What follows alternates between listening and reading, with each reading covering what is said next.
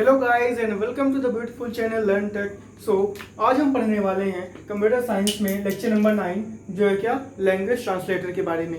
तो हमने पिछले वीडियोस में पढ़ा था कि सॉफ्टवेयर हमने स्टार्ट किया था, नया टॉपिक जो क्या था सॉफ्टवेयर में हमने देखा कि 3 टाइप्स के सॉफ्टवेयर होते हैं। ठीक है, पहला हमने देखा क्या होता है जो सॉफ्टवेयर वो है आपका एप्लीकेशन सॉफ्टवेयर। ठीक है, एप्लीकेशन सॉफ्टवेयर वो सॉफ्टवेयर होते हैं जो किसी न किसी एप्लीकेशन को चलाने की जरूरत होती है, मतलब जो भी एप्लीकेशंस बने होते हैं या फिर जो भी एप्लीकेशन आप यूज़ करते हैं लाइक ब्राउज़र हो गया, वर्ड के जितने भी माइक्रोसॉफ्ट के एप्लीकेशंस हैं वो जो भी आप यूज़ करते हो किसके अंडर आ जाते हैं एप्लीकेशन सॉफ्टवेयर के। ठीक है, तो पहला आ गया आपको क्या एप्लीकेशन सॉफ्टवेयर, दूसरा जो है वो आ जाता है आपका सिस्टम सॉफ्टवेयर। ठीक है, तो सिस्टम सॉफ्टवेयर वो होते हैं जो एक सिस्टम को चलाने के लिए नेसेसरी होते हैं, मतलब किसी आपके सिस्टम में कुछ हो जाए लेकिन ये सिस्टम सॉफ्टवेयर होना बहुत ही जरूरी है, विदाउट इसके आपका सिस्टम वर्क ही नहीं कर सकता। ठीक है, तो सिस्टम सॉफ्टवेयर एक मैंडेटरी होता है, आपको कंप्यूटर में रखना ही पड़ेगा, इंस्टॉल करना ही पड़ेगा।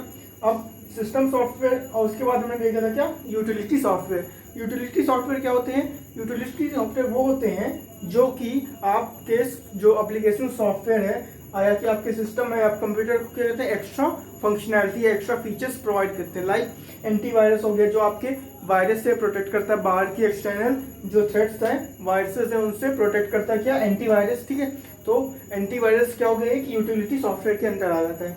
अब हमने ये देखा सॉफ्टवेयर। ठीक है, अब बात करें अगर हम बात करें एप्लीकेशन सॉफ्टवेयर, तो एप्लीकेशन सॉफ्टवेयर सिस्टम सॉफ्टवेयर की हमने स्टार्ट किया था क्या सिस्टम सॉफ्टवेयर। सिस्टम सॉफ्टवेयर में भी दो कैटेगरी आ गई थी क्या, पहला आ गया था आपका ऑपरेटिंग सिस्टम, ठीक है ओएस, और दूसरा आ गया था आपका वो क्या था लैंग्वेज प्रोसेसर। ठीक है, लैंग्वेज ट्रांसलेटर।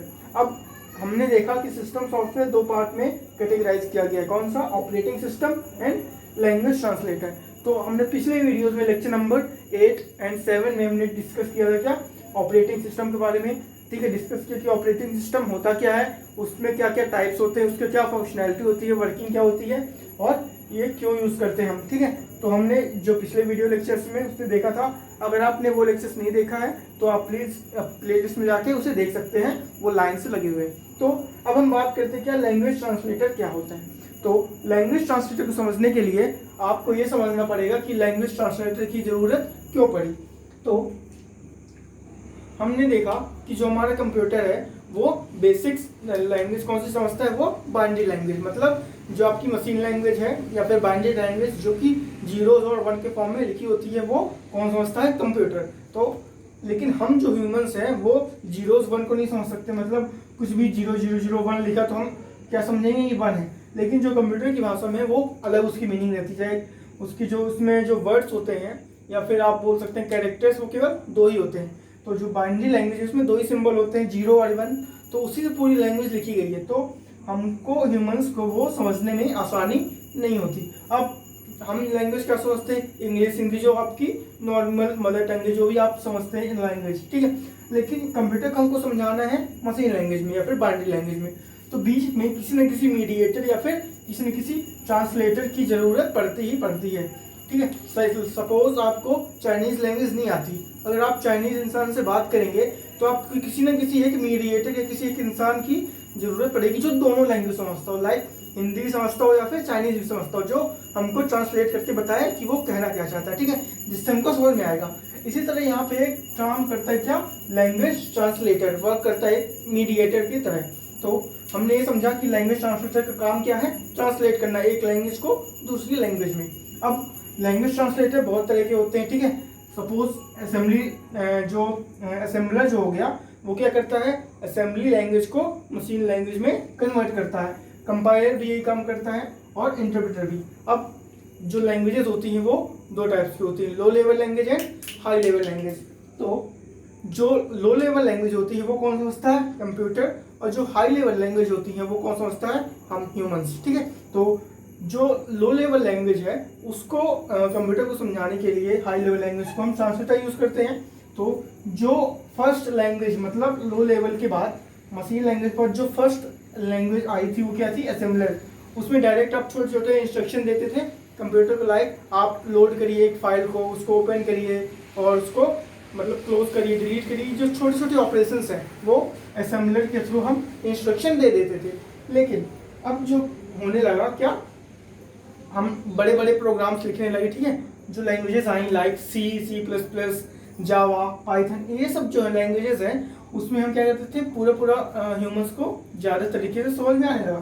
तो जो कंपाइलर है, कंपाइलर क्या करता है, जो ये भी क्या एक तरह का ट्रांसलेटर ही है, ठीक है। तो ट्रांसलेटर है तो किसने लैंग्वेज को ट्रांसलेट करेगा, तो कंपाइलर क्या करता है, पूरे कोड को एक साथ, मतलब आपका जो कोई भी कोड है उसको क्या करता है, एक साथ कंपाइल करता है, ठीक है, और उसको कन्वर्ट कर देता है किसमें, 0 और 1, मतलब मशीन लैंग्वेज में, ठीक है। तो ये क्या करता है, मशीन लैंग्वेज में कन्वर्ट कर देता है।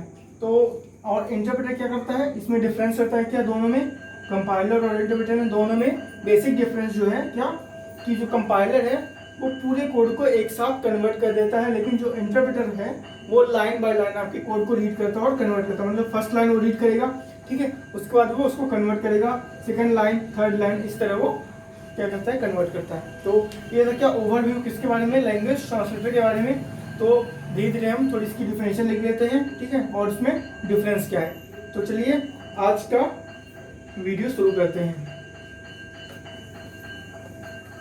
तो आप लोग ये समझ लीजिए कि लैंग्वेजेस जो हैं अभी हम जो पढ़ने वाले हैं आपके नेक्स्ट यूनिट में, क्या प्रोग्रामिंग लैंग्वेज, हम लोग क्या पढ़ रहे हैं, पाइथन। आपके सिलेबस में क्या इस साल पाइथन, तो हमें क्या पढ़ना है, पाइथन लैंग्वेज। इसलिए हम सबसे पहले हम ये जान लें कि कंप्यूटर में हार्डवेयर आर्किटेक्चर क्या होता है, ठीक है।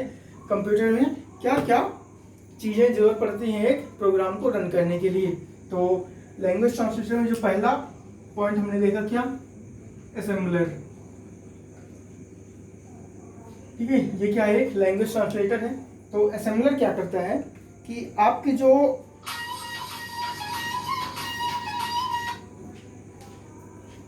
सॉरी फॉर डिस्टर्बेंस, तो असेंबलर जो है वो क्या करता है, आपके यहाँ पे सपोज आपके बीच में क्या लगा हुआ है, असेंबलर, ठीक है। यहाँ पे असेंबलर लगा हुआ है और आपने कोड किस में लिखा, असेंबली लैंग्वेज में। सपोज आपने यहाँ पे कोड असेंबली लैंग्वेज में आपने कोड लिखा, ठीक है। आपने कोड लिखा किसमें, असेंबली लैंग्वेज में। आपने इसको दिया असेंबलर को, असेंबलर ने क्या किया, इसको कन्वर्ट कर दिया किसमें, आपके कौन से कोड में, मशीन कोड में, ठीक है। मशीन कोड में कन्वर्ट कर दिया किसको, असेंबली लैंग्वेज को मशीन कोड में। तो बेसिक क्या असेंबलर का काम क्या होता है, convert assembly language into machine code, ठीक है। इसी को आप डेफिनेशन के फॉर्म में लिख सकते हैं कि assembler is used to convert the assembly language into machine code, ठीक है। तो आप इसे नोट कर लीजिए डायग्राम को, और डेफिनेशन को आप वर्ड्स में बना सकते हैं। तो अब हम बात करें कि जो सेकंड पॉइंट है क्या, कंपाइलर। कंपाइलर क्या होता है,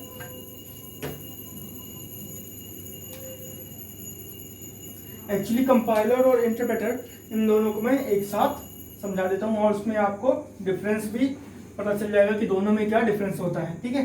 तो दोनों का काम सेम ही है, ठीक है। तो सबसे पहले हम क्या देखते हैं, क्या कंपाइलर और इंटरप्रेटर होते क्या, उनमें डिफरेंस क्या होता है। Interpreter,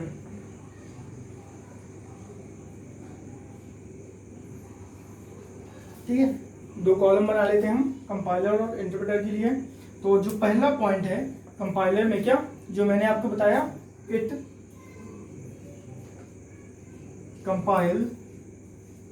compiles the whole program, it compiles the whole program at a time, ठीक है। ये क्या करता है, पूरे प्रोग्राम को एक साथ कन्वर्ट कर देता है। लेकिन जो इंटरप्रेटर है क्या करता है, इट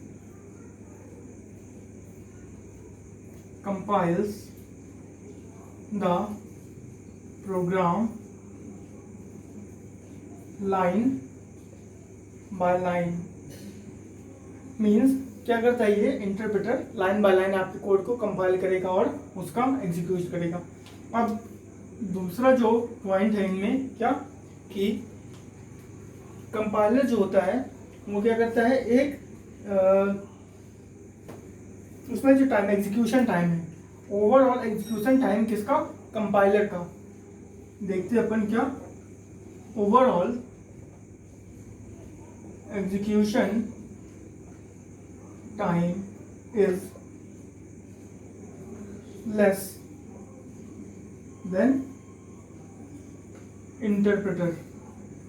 मतलब जो ओवरऑल एग्जीक्यूशन टाइम लगता है किसी भी प्रोग्राम का, वो इसमें क्या कम लगता है, लेकिन जो इंटरप्रेटर है उसमें ज़्यादा लगता है, क्योंकि वो लाइन बाय लाइन एग्जीक्यूट करता है तो उसमें ज़्यादा टाइम लगता है। ये एक बार एग्जीक्यूट करके डायरेक्ट आपको क्या कहते हैं, कंपाइल कर देता है पूरे प्रोग्राम को। तो overall execution time is greater than compiler. ठीक है, तो ओवरऑल एग्जीक्यूशन टाइम इसमें ज़्यादा कम लगता है और उसमें ज़्यादा लगता है। अब अगर हम बात करें कि कौन कौन सी लैंग्वेजेस कौन कौन से इंटरप्रेटर को यूज़ करती है कंपाइलर को, तो दोनों का स्पेसिफिक रोल है।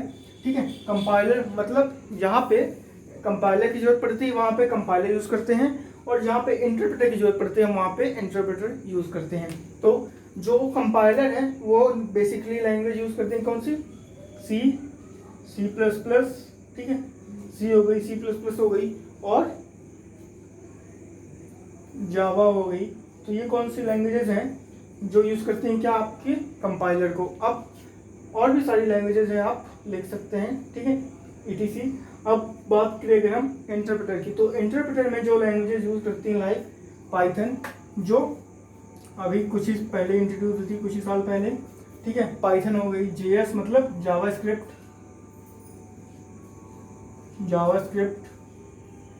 ठीक है, JS जावास्क्रिप्ट हो गई, और रूबी लैंग्वेज। ठीक है, ये सब जितनी भी लैंग्वेजेस हैं वो क्या यूज़ करती हैं, इंटरप्रेटर का यूज़ करती हैं। तो ये था क्या बेसिक डिफरेंस कंपाइलर और इंटरप्रेटर के बीच में। तो ये 3 पॉइंट्स है, आई होप आपको ये सोच में आया होगा कि बेसिक डिफरेंस क्या है दोनों में। तो दोनों का रोल अलग अलग है, ठीक है, अपनी अपनी जगह पे दोनों सही हैं। तो ये था क्या, लैंग्वेज ट्रांसलेटर हमने देखा। अब ये सब ये आई होप आपको ये वीडियो लेक्चर पसंद आया होगा। तो thank you so much for watching. तो अगर आपको ये वीडियो पसंद आया तो इस चैनल को प्लीज़ सब्सक्राइब कीजिए और अपने फ्रेंड्स के साथ जरूर शेयर कीजिए। तो थैंक यू सो मच, तब तक के लिए बाय।